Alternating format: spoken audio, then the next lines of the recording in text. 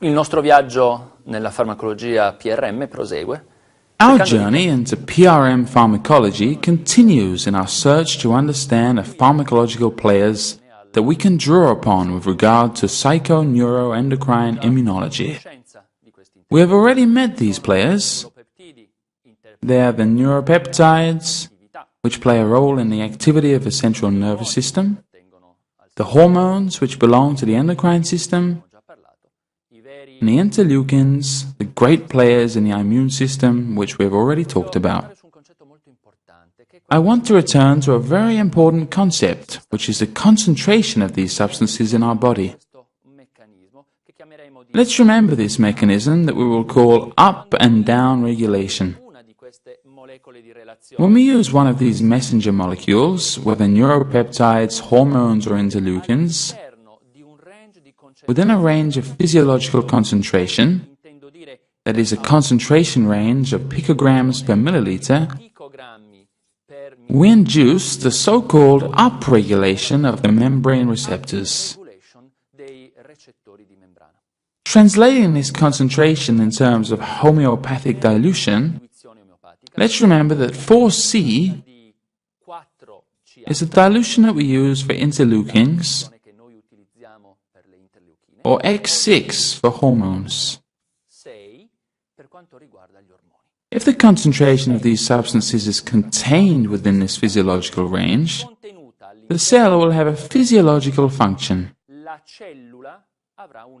If the concentration of these substances is excessive, the cell will close its membrane receptors in order to defend itself. In this case, we're referring to downregulation. But by closing its membrane receptors, it renounces its own vitality. If the concentration of these substances is too low, there will not be a sufficient quantity for binding with the transmembrane receptor. So let's remember this physiological concentration, which will always be in our PRM pharmaceuticals.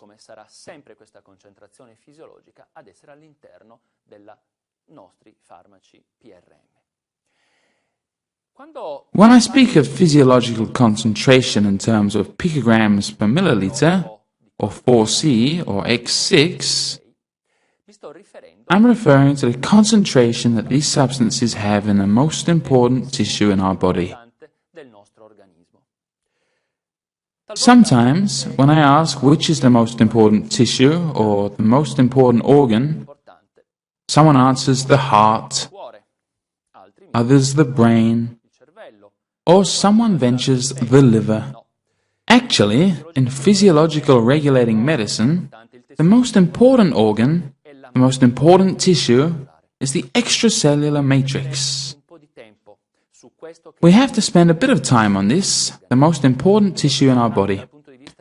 You will see that it is, from a histological point of view, a very peculiar connective tissue, a fibrillar connective tissue, loose, pericellular, consisting of a fundamental substance, mainly water and proteins, mucopolysaccharides and glycosaminoglycans.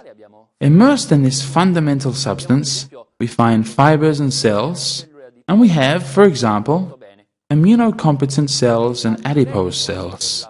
It is at the level of the extracellular matrix that we have this physiological concentration of picograms per milliliter of messenger molecules, or the homeopathic dilution 4C or X6. It is a design that shows the structure of the extracellular matrix, the most important tissue in our body. This is a cell. This is a transmembrane receptor.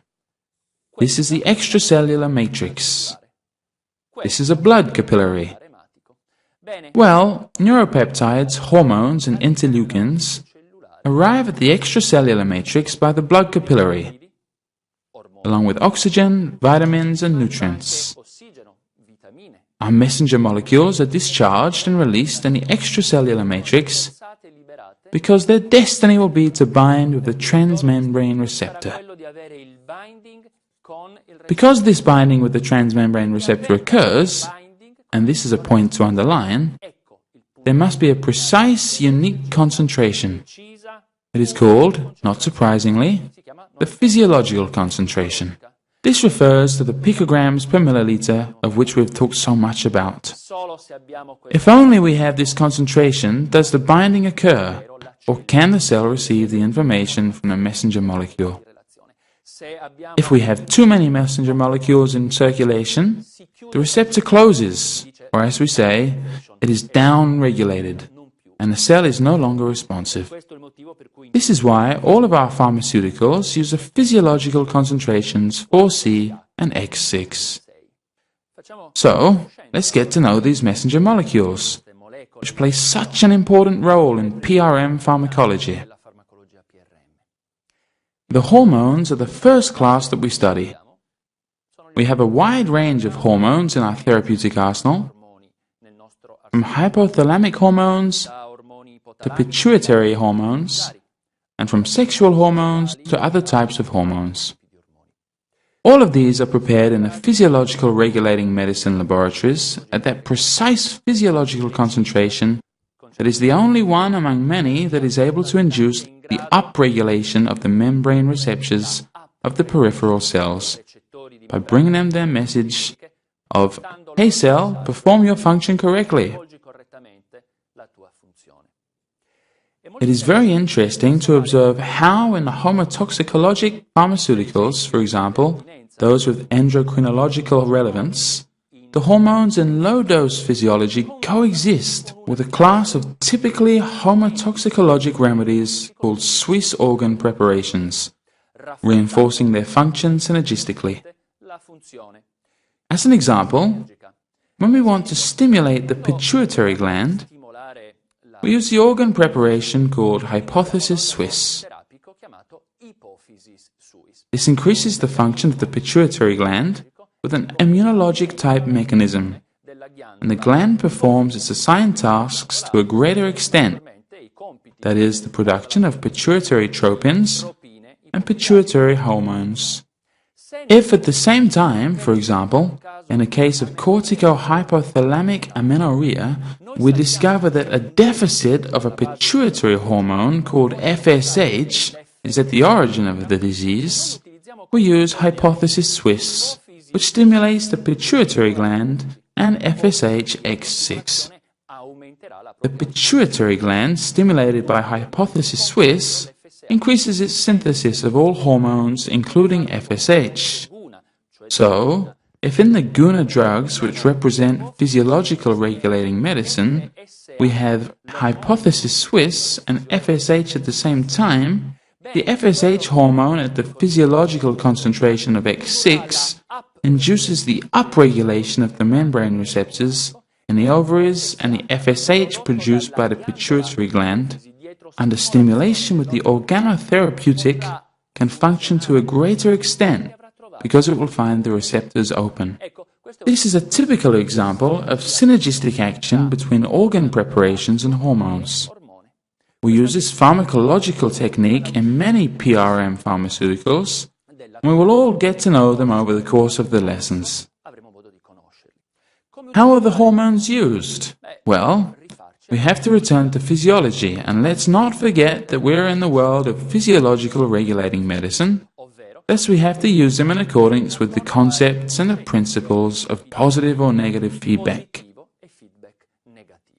Therefore, if we need to attenuate the action of a hormone, we use the hormone it is able to induce negative feedback in the neuroimmunoendocrine network.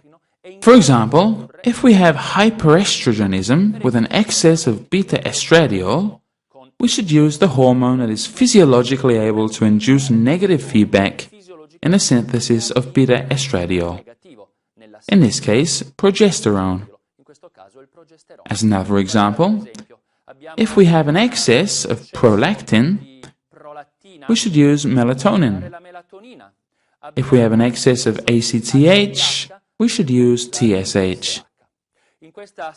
In this simple correlation table, we have precisely reported all of the hormones and the way to use them. Remember that if we need to stimulate the function of a hormone, we should use the same hormone at the physiological concentration to induce the upregulation of the biological response. If we have a hormone in excess, we should use a hormone that is able to induce negative feedback.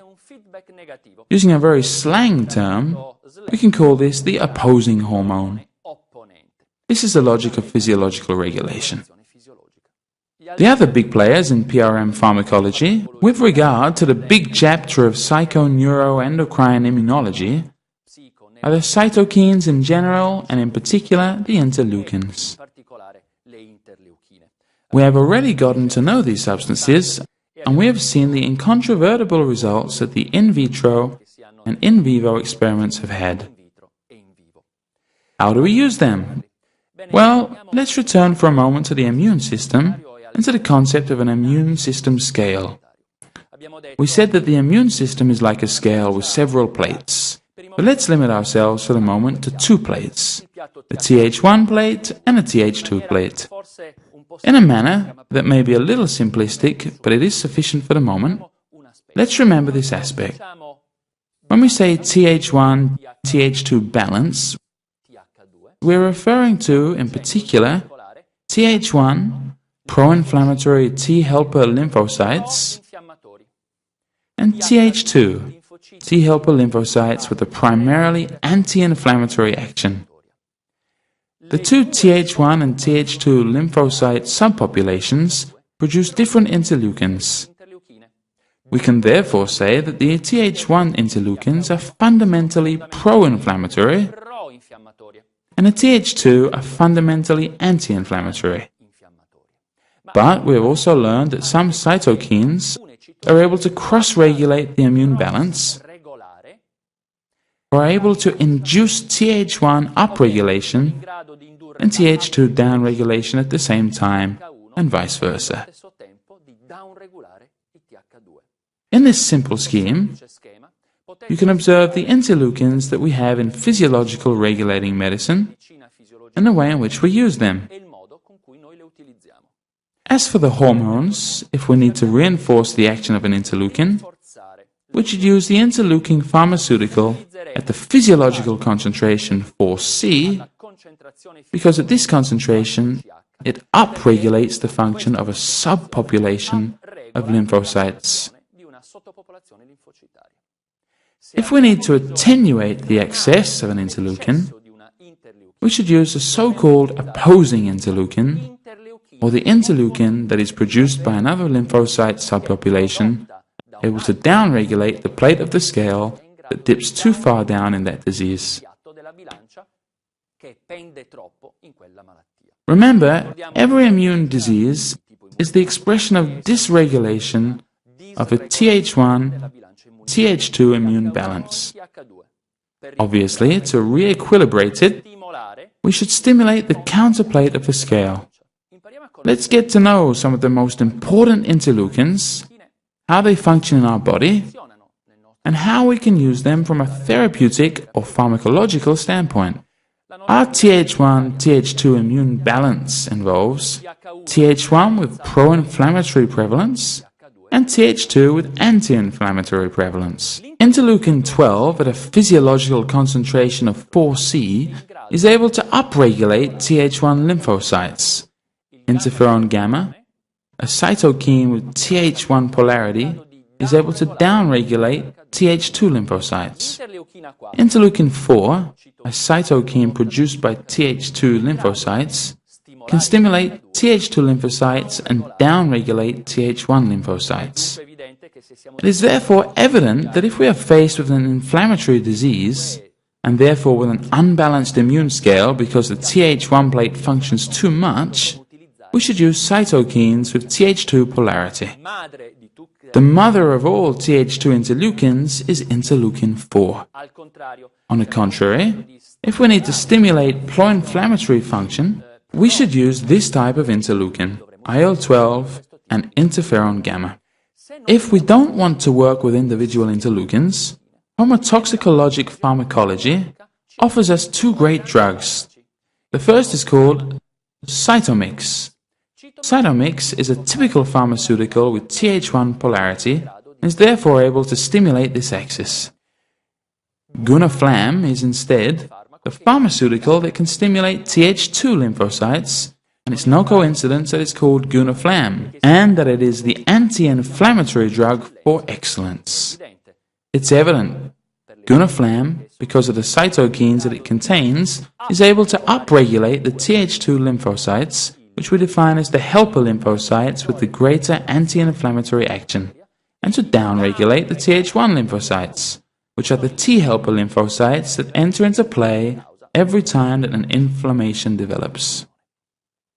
Another extremely important concept is that every pathology, in particular of an immune type, but we prefer to say a neuroimmunoendocrine type, is an expression of a Th1 and Th2 hyperpolarization.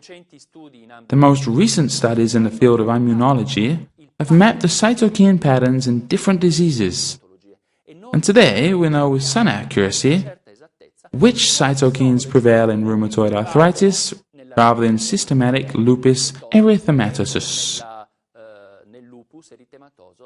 If we are clear on this concept of immune balance, and that every neuroimmunoendocrine disease is an expression of a hyperproduction of certain cytokines to the detriment of others, with the concept of opposing cytokine we're able to, if you will, neutralize, using what is almost like an antidote, that is, an interleukin that puts the brakes on the excess of the interleukin.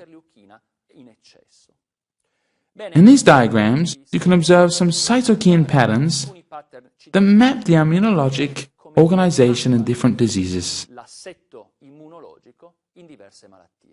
Being familiar with and knowing how to use the concept of opposing cytokine, making reference to the scheme that we can observe in these images, we're able to personalize the therapy for every type of immunologic alteration.